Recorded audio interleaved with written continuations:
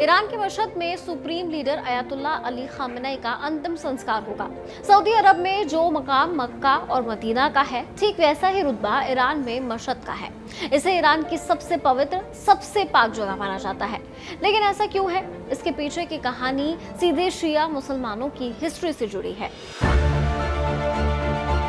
देखिए, शिया इस्लाम में 12 पाक इमाम माने गए हैं और मशहद वो जगह है जहां शिया मुसलमानों के 8वें इमाम इमाम अली रजा की बेहद खूबसूरत दरगाह यानी मज़ार है। हर साल दुनिया भर से लाखों पिलग्रिम्स यहां अपनी मन्नतें और अकीकत लेकर पहुंचते हैं। इस जगह की स्पिरिचुअल वैल्यू इतनी ज़्यादा है कि ईरान की जितनी भी बड़ी हस्तियां, बड़े लीडर्स हुए हैं, उनकी आखिरी ख्वाहिश यही होती है कि उन्हें मशहद की इसी मिट्टी में दफनाया जाए। यहाँ तक कि ईरान के former supreme leader Ayatollah Ali Khamenei के पिता सैयद जवाद हुसैन खामेनेई की कब्र भी इसी जगह पर है। 28 फरवरी को अमेरिका और इजराइल ने ईरान पर एक बड़ा अटैक किया था। टारगेट सीधा supreme leader Ayatollah Ali Khamenei का ठिकाना था। इस हमले ने पूरे मिडिल ईस्ट को हिला कर रख दिया था, क्योंकि इस एयर स्ट्राइक में खामेनेई और उनके परिवार के 4 लोगों की मौत हो गई थी। इनमें उनकी बेटी बुशरा खामेनेई, उनके दामाद बहू ज़हरा हदाद आदिल और उनकी महज 1 साल की पोती भी शामिल थी। इस अटैक के बाद मिडिल ईस्ट में जंग की आग और भड़क गई। दोनों तरफ से मिसाइलें चली, तनाव टॉप पर पहुंच गया। आखिरकार एक लंबी डिप्लोमेटिक जद्दोजहद के बाद दोनों देशों के बीच सीज फायर हुआ। लेकिन इस वॉर सिचुएशन की वजह से ईरान अपने सबसे बड़े लीडर को आखिरी विदाई तक नहीं दे पाया था। हालात ऐसे थे कि अंतिम संस्कार को बार बार पोस्टपोन करना पड़ा और अब जाकर पूरे 4 महीने बाद उनके लास्ट राइट्स यानी कि अंतिम रस्में पूरी की जा रही हैं। ये कोई आम जनाजा नहीं है। खामेनेई की आखिरी विदाई का शेड्यूल पूरे 6 दिनों का है, जो 4 जुलाई से शुरू हुआ। सबसे पहले 4 और 5 जुलाई को तेहरान के मौसल्ला प्रेयर कॉम्प्लेक्स में उनके पार्थिव शरीर को रखा गया, ताकि आम जनता अपने लीडर का आखिरी दीदार कर सके। 6 जुलाई को जनाजे की नमाज पढ़ी गई और फिर निकला एक ऐतिहासिक अंतिम जुलूस। तेहरान की सड़कों पर लाखों लोगों का हुजूम था।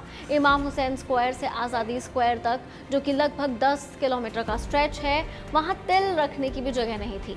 लोग रो रहे थे, बिलख रहे थे, हाथों में खामेनेई की तस्वीरें और ईरानी झंडे लिए वी विल राइज के नारे लग रहे थे। 7 जुलाई यानी कि आज जब ये वीडियो रिकॉर्ड हुआ है, पार्थिव शरीर को कौम ले जाया गया। मशहद के बाद कौम ईरान की सबसे पवित्र जगह है, जिसे ईरान का स्पिरिचुअल और इंटेलेक्चुअल कैपिटल कहा जाता है। यहाँ फातिमा मासूमा की दरगाह और जमकरान मस्जिदों में खास रस्में निभाई जा रही हैं।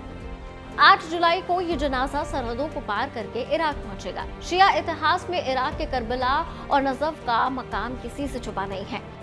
ये वही करबला का मैदान है जहां इमाम हुसैन और उनका परिवार शहीद हुआ था। वहां श्रद्धांजलि देने के बाद वो अंतिम दिन आएगा जब जनाजे को वापस ईरान के मशहद लाया जाएगा और इमाम अली रजा की दरगाह के साए में उन्हें सुपुर्दे खाक किया जाएगा। अब सवाल आता है कि आखिर मशहद का ये सफर कहां से शुरू हुआ और इसकी इतनी मान्यता क्यों है? सैकड़ों साल पहले मशहद कोई बड़ा शहर नहीं था। ये सनाबाद नाम का एक छोटा सा गुमनाम सा गांव हुआ करता था। इसी गांव में रहते थे इमाम अली रजा। वो पैगंबर मोहम्मद साहब के खानदान से ताल्लुक रखते थे। इमाम रजा अपनी सूझबूझ, इंसाफ पसंद तरबियत और लोगों के हक में आवाज उठाने के लिए जाने जाते थे। उनकी इसी नेचर की वजह से लोग उन्हें टूट कर प्यार करते थे और धीरे धीरे शिया मुसलमानों की तादाद बहुत तेजी से बढ़ने लगी। अब ट्विस्ट यहाँ आता है, उस वक्त वहाँ अब्बासी हुकूमत का राजा था। अब सिंपल सी बात है, अगर किसी राजा के राज में किसी दूसरे शख्स की पॉपुलैरिटी इतनी बढ़ जाएगी तो राजा को तो मिर्ची लगेगी। अब्बासी खलीफा अल मामून को इमाम रजा का ये बढ़ता मर्तबा खटकने लगा था, तो उसने एक गेम खेला। शियाओं का भरोसा जीतने के लिए उसने चालाकी से इमाम रजा को अपना उत्तराधिकारी घोषित कर दिया। लेकिन ये फैसला अब्बासी शासन के बाकी नेताओं को हजम नहीं हुआ। खुद अल मामून को भी डर सताने लगा था कि अगर इमाम रजा की ताकत ऐसे ही बढ़ती रही तो वो उसकी गद्दी छीन लेंगे। और फिर दोस्ती की आड़ में एक ड्रेडफुल प्लॉट लिखा गया। ये बात है साल 800 ईस्वी की। इमाम अली रजा और खलीफा अल मामून एक साथ सफर पर थे। खुरासान से बगदाद जाते वक्त वो दोनों एक जगह पर ठहरे हुए थे। वहां अल मामून ने दोस्ती का ढोंग करते हुए इमाम रजा को ग्रेप जूस ऑफर किया, लेकिन उस रस्म में जहर मिलाया हुआ था। उसे पीते ही इमाम की तबीयत बिगड़ गई। उसके बाद 55 ईयर्स की एज में ही उनकी मौत हो गई। जब उन्हें सनाबाद गांव में दफनाया गया तो पूरा इलाका रो पड़ा। उसी वक्त से इस जगह को मशद-ए-रज़ा कहा जाने लगा। अरबी लैंग्वेज में मशद का मतलब होता है वो जगह जहां कोई शहीद हुआ हो, प्लेस ऑफ मार्टिरडम। वक्त गुजरा और 10वीं शताब्दी आते आते मशहूर जियोग्राफर अल मुकद्दसी ने अपनी किताब में इस जगह को ऑफिशियली मशद के नाम से मेंशन किया। धीरे धीरे भक्तों ने वहां एक भव्य मकबरा और दरगाह बना दी, जो आज ईरान का सबसे बड़ा सेंटर है। इमाम रजा की इस पाक दरगाह की विसिनिटी में दफन होना इस्लाम में बहुत खुशकिस्मती माना जाता है। यही वजह है कि यहाँ इतिहास की कई बड़ी हस्तियां आराम कर रही हैं। खलीफा हारून अल रशीद। हैरान करने वाली बात यह है कि इमाम रजा से पहले साल 809 ईस्वी में अब्बासी खलीफा हारून अल रशीद को यहाँ दफनाया गया था। ये वही हारून अल रशीद हैं जिनका जिक्र आपने बचपन में अलिफ लैला की कहानियों में सुना होगा। राजकुमार अब्बास मिर्जा 19वीं सदी के काजार डायनेस्टी के क्राउन प्रिंस और ईरान की सेना के जाबाज कमांडर अब्बासी मिर्जा भी यहीं दफन है। उन्हें ईरान की मिलिट्री को मॉडर्नाइज करने और एडमिनिस्ट्रेटिव रिफॉर्म्स के लिए याद किया जाता है। इब्राहिम रईसी। बिल्कुल रीसेंट हिस्ट्री की बात करें तो ईरान के पूर्व राष्ट्रपति इब्राहिम रईसी, जिनकी 19 मई 2024 को एक दर्दनाक हेलीकॉप्टर क्रैश में मौत हो गई थी, वो भी यहीं दफन है। रईसी खुद मशहद के रहने वाले थे और उन्होंने इस दरगाह के कस्टोडियन के रूप में भी सेवा दी थी।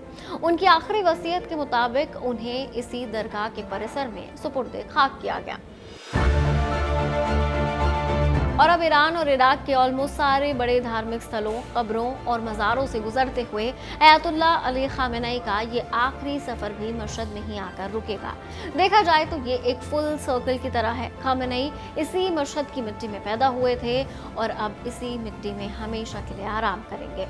ईरान की बाकी बड़ी हस्तियों की तरह ये उनकी भी पर्सनल विश थी कि उन्हें इमाम रजा की साए में जगह मिले, जिसे अब पूरा किया जा रहा है। उनकी कब्र की जगह भी दरगाह के अंदर डिसाइड हो चुकी है। मशहद का ये इतिहास सिर्फ एक शहर की कहानी नहीं, ये आस्था, शहादत, सियासत और ईरान के वजूद की कहानी है। आप इस पूरी हिस्ट्री, ग्रैंड फ्यूनरल शेड्यूल, इन सब के बारे में क्या सोचते हैं? आपका टेक कमेंट सेक्शन में शेयर कीजिए एंड कीप वॉचिंग जिंदाबाद।